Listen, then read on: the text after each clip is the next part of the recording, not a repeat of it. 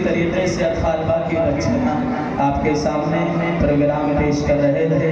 अल्हम्दुलिल्लाह बड़ी बेबाकी के साथ, बेखौफी के साथ आपके सामने स्टेज पर खड़े होकर अपना प्रोग्राम पेश कर रहे थे। इससे आप अंदाज़ा लगा रहे होंगे कि ये छोटे छोटे मासूम बच्चे, इनके पीछे आपके मदरसे के असातिज़ा कितनी मेहनत कर रहे हैं कि ये बेखौफी के साथ अपना प्रोग्राम पेश कर रहे हैं और अपने मुस्तक़बिल को संवार रहे हैं। आइए अब इसके बाद आज़ादी के मौजू तकरीर पेश करने के लिए मैं दावत दूँगा मोहम्मद सफ़वान सल्लल्लाहु को, जो दर्जे हिफ्ज़ के तालिब इल्म हैं, तो मौसूफ़ तशरीफ़ लाएँ और तकरीर पेश करवाएँ।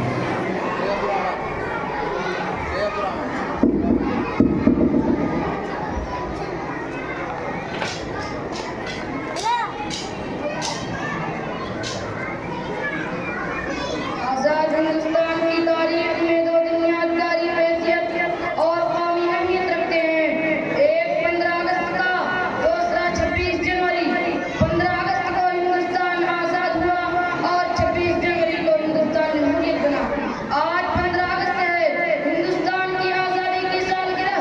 15 अगस्त 1947 ईस्वी को सरज़मीन हिंद पर वही सूरत तय हुआ था जो कि आज तय हुआ है, लेकिन इस वक्त पैगाम नहीं जिसके ज़मीन गुलामी की रात का अंधेरा खत्म हुआ, जुड़े मुफ़ीद था। इसी रात तहरीक के मुसाफ़िर और ठेकेदारों को हमने उम्र से मासूम शहज़ादे का खून पीते देखा। इसी रात नैनों का सर काट कर दश्त में सजाकर बाप के सामने पेश किए गए। इसी भयानक रात में हुनरमंद हिंदुस्तान का नज़र के हाथ खत्म हुए और उन्हें खुदा किए गए और किसानों की ज़मीनें छीन कर उन्हें दो की टोकरे खाने के लिए छोड़ दिया।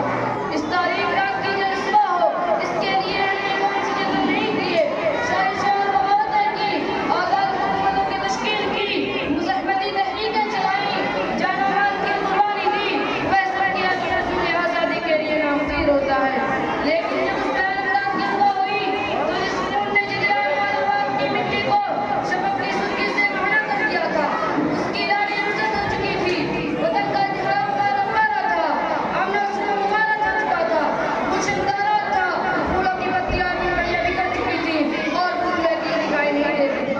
ये बात इंसानी फितरत के खिलाफ नहीं कि अगर जंगी आज़ादी के फायदों से लोग महरूम रहे तो उनका दिल इत्मीनान और क़ल्बी सुकून जाता रहता है और दौर गुलामी को याद करके आए बढ़ने लगते हैं। इस दौर के अमन व फराग़त और खुशहाली का सुकून को तड़पा देता है और उसे आज़ादी के बाद के इंतशार व इज़्तिराब से हजार दर्जा बेहतर मिलने लगते हैं।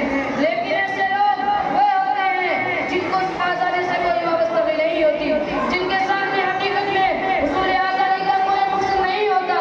वह खुद तो हाथ दिलाना नहीं चाहते, लेकिन चाहते हैं सब हुकूमत कर दे। फिर जब उनकी नाकामी की नतीजे उनके सामने आते हैं तो हुकूमत और ज़माना को और बेतहरीर बनाते हैं। तरीक़ा यह है कि आज़ादी कोई मकसद नहीं होती बल्कि ज़रिया होती है। आज़ादी के मानने वाले कानून और पाबंदियों से आज़ादी नहीं। आज़ादी का मतलब ये नहीं कि रफ्तार और कानून खत्म हो गया, जो चाहे करें, कोई रोकने टोकने वाला नहीं। ऐसी आज़ादी नहीं, मज़ाक है। अगर जहाज शौक़ पर और शाहजहां की सरज़मीन में इसके अफ़सोसनाक मुज़ाहिरे भी देखने में आ रहे हैं। आज़ादी जब की छड़ी भी नहीं होती कि गाय पर झपटते तेरे पर से सजन जाए और आम की पुलिस संसद पौधों में तब्दील हो जाए। आज 15 अगस्त को हमने अपनी कामयाबियों और नाकामियों का जायजा लिया। 15 अगस्त हमें जश्न शादिमानी की भी दावत देता है।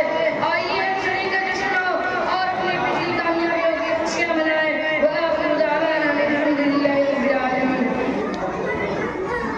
माशाअल्लाह, बहुत खूब। आइए